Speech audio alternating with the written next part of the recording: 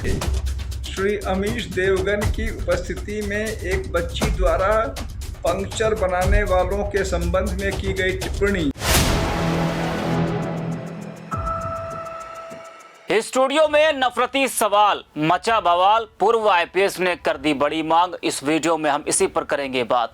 नमस्कार, 4 PM पर आप सभी का स्वागत है। दोस्तों, बीजेपी की नफरत की राजनीति और गोदी मीडिया की जहरीली पत्रकारिता ने अब देश के बच्चों, छात्रों को भी नफरत का सिपाही बना दिया है, जिनको देश के विकास पर सवाल करना चाहिए, बात करना चाहिए, देश कैसे आगे बढ़े, कमियों को कैसे दूर किया जाए, इन सब से हटकर अब वो टीवी डिबेट्स में सांप्रदायिक तंज फेंकते नजर आ रहे हैं। सवाल यह है, क्या यही नया भारत है जहां बच्चों को भी, छात्रों को भी एक समुदाय को नीचा दिखाने की तालीम दी जा रही है या दी गई है? और अगर हां, तो इसके गुनहगार कौन है? सियासतदान, मीडिया या हम सब?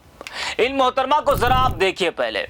वैसे इनके जिस सवाल से चर्चाओं का बाजार गर्म है, जिस पर जमकर बवाल मचा हुआ है, जिसको लेकर पूर्व आईपीएस ने एक बड़ी मांग कर दी है, गलती इनकी भी नहीं है, गलती है गोदी मीडिया और सत्ता में बैठे नेताओं की। जो जहर भरा गया है, ये उसका ही नतीजा है। वैसे कुछ गाइडलाइंस हैं, इसलिए आपको मैडम का सवाल हम सुना नहीं सकते हैं, लेकिन बता सकते हैं, जी हाँ, कि इनके जहन में क्या भरा था जो इन्होंने निकाल दिया। न्यूज़ 18 की एक डिबेट में ये जो वाकया सामने आया है, वह इस बात की जीवंत मिसाल है कि किस तरह भारतीय जनता पार्टी और उससे जुड़ा गोदी मीडिया मिलकर समाज में जहर घोल रहा है। डिबेट में एक छात्रा ने सपा प्रवक्ता फराज किदवाई से सवाल किया कि आपकी साइकिल इसलिए पंचर नहीं हो रही है क्योंकि आपकी पार्टी में सब पंचर बनाने वाले हैं। यह कोई आम टिप्पणी नहीं थी, यह सीधा सीधा मुस्लिम समाज पर तंज था। एक समुदाय को उसके कामकाज के नाम पर नीचा दिखाने की कोशिश थी। और आज के माहौल में पंचर वाला किसको कहा जाता है, ये सबको पता है। जब ऐसा सवाल हुआ तो स्टूडियो में हंसी का माहौल हो गया, मानो कि सब एक ही विचारधारा के लोग और एक ही सोच के लोग वहां पर मौजूद थे। सपा प्रवक्ता फराज किदवाई ने कहा, बेटा ऐसे सवाल करोगी तो ये लोग हंसेंगे। मतलब उनका इशारा बीजेपी प्रवक्ता की तरफ था, जो उनके बगल में खड़े थे। वही सबसे दुर्भाग्यपूर्ण कि देश को जोड़ने की जिम्मेदारी लेने वाले एंकर का काम था उसे टोकना, रोकना, समझाना और नफरत की जुबान को मंच से हटाना। लेकिन क्या हुआ, एंकर खुद हंस पड़े। वहां बैठे बाकी छात्र भी ठहाके लगाने लगे, जैसे किसी धर्म को नीचा दिखाना अब राष्ट्रीय मनोरंजन बन गया हो। वैसे एंकर भला उस छात्रा को क्यों रोकते हैं? अगर वो ऐसे जहरीले सवालों पर लगाम लगाने लगेंगे तो उनकी टीआरपी कैसे चलेगी? उनकी दुकान तो बंद हो जाएगी। गोदी मीडिया की दुकान ही तो ऐसे हिंदू बनाम मुस्लिम डिबेट्स पर चलती है, जहां एक समुदाय को जानबूझकर निशाना बनाया जाता है और एंकर सवाल पूछने वालों को नहीं बल्कि जवाब देने वालों को रोकते हैं, जैसे इस मामले में सपा प्रवक्ता को रोकने का प्रयास किया गया। विपक्ष अगर सरकार से सवाल करे तो एंकर चीखने लगते हैं, लेकिन अगर कोई छात्रा मुस्लिम समाज पर तंज कसे तो वही एंकर ठहाके लगाकर हंसने लगता है। यही है न्यू इंडिया का न्यूज रूम, जहां पत्रकारिता नहीं नफरत बोई जाती है। जब पत्रकारिता से ज़मीर गायब हो जाए तो स्क्रीन पर सिर्फ नफरत का तमाशा रह जाता है, और वही आज हो रहा है। अब इस मामले को लेकर बवाल मचा हुआ है। लोग गोदी मीडिया और उस सोच को कोस रहे हैं जिसने एक समाज पर तंज कसा है। वही आजाद अधिकार सेना के अध्यक्ष और पूर्व आईपीएस अमिताभ ठाकुर ने इस पूरे मामले में बड़ी मांग की है। उनका बड़ा बयान सामने आया है।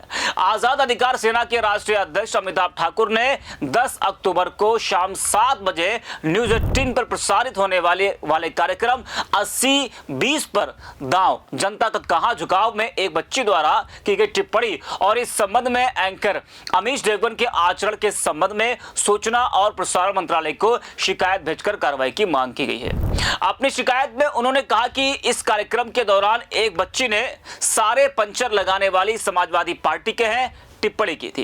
यह टिप्पणी स्पष्ट रूप से एक वर्ग विशेष के प्रति इंगित थी, क्योंकि यह बात सबों को ज्ञात है कि पिछले कुछ समय से इस वर्ग विशेष के प्रति ऐसे शब्दों का प्रयोग लगातार किया जा रहा है। न्यूज एंकर के रूप में अमीश देवगन से यह अपेक्षित था कि वे इस प्रकार की टिप्पणी के प्रति अपनी आपत्ति प्रकट करें, किंतु उन्होंने इसकी जगह खिलखिलाकर उसका साथ दिया। साथ ही जब एक गेस्ट ने बच्ची को इस संबंध में समझाना चाहा तो उल्टे उन्हें ही समझने की नसीहत दी। अमिताभ ठाकुर ने अमीश देवगन के आचरण को केबल टेलीविजन नेटवर्क नियमावली के नियम 6 का खुला उल्लंघन बताते हुए सूचना मंत्रालय से समुचित कार्रवाई की मांग की है। जरा आप सुनिए अमिताभ ठाकुर को।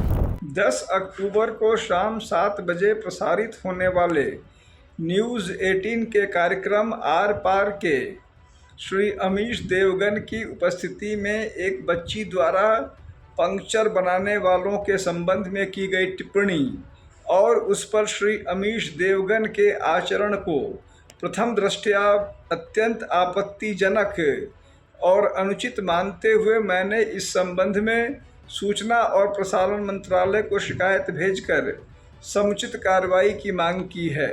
तो सुना आपने, अगर आज के छात्र छात्राएं टीवी चैनलों पर बैठकर सांप्रदायिक टिप्पणियां कर रहे हैं और एंकर उन्हें रोकने के बजाय प्रोत्साहित कर रहे हैं, तो यह लोकतंत्र के लिए खतरे की घंटी है। यह तय करने का वक्त है कि हम कैसा भारत चाहते हैं, वह जिसमें सबको बराबरी का हक हो या वह जिसमें धर्म के आधार पर बच्चे भी नफरत करने लगे। अब इस मामले को लेकर सोशल मीडिया पर नेताओं, सामाजिक कार्यकर्ताओं से लेकर आम लोगों की प्रतिक्रिया भी सामने आ रही है। सामाजिक कार्यकर्ता डॉक्टर लक्ष्मण यादव ने डिबेट का वीडियो शेयर कर लिखा है कि सारे पंचर लगाने वाले समाजवादी पार्टी में हैं। अंबानी के चैनल न्यूज़ 18 पर यह घृणित वाक्य बोला गया और एंकर महोदय मुस्कुराते रहे। यही है आज के मीडिया का असली चेहरा, जहां एक समुदाय को नीचा दिखाना, हंसी में उड़ाना और राजनीति को नफरत से चलाना डिबेट कहलाता है। यह पत्रकारिता नहीं, संगठित सांप्रदायिक अभियान है। मीडिया अब बीजेपी की चुनावी मशीन का सबसे ताकतवर औजार बन चुका है, जहां मुसलमान दुश्मन बनाए जाते हैं और हिंदू मतदाता उकसाए जाते हैं। यह लड़ाई एंकरों से नहीं, सोच से है, जो इंसानियत को वोट बैंक में बांट रही हैं।